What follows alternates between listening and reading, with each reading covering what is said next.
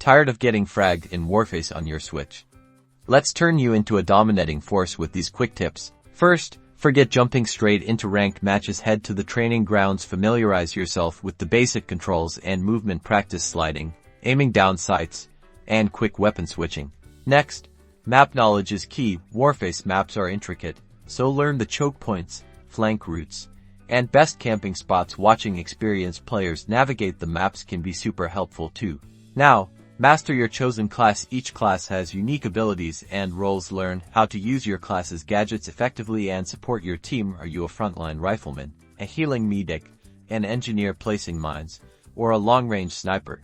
Aiming can be tricky on the Switch. Adjust your sensitivity settings to find what works best for you. Practice aiming at moving targets in training. Try using the Switch's gyro controls for fine-tuning your aim. It takes practice, but it pays off. Finally, remember to adapt your playstyle based on the game mode and your team's composition. Communicate with your teammates, coordinate attacks, and always be aware of your surroundings. Now get out there and dominate.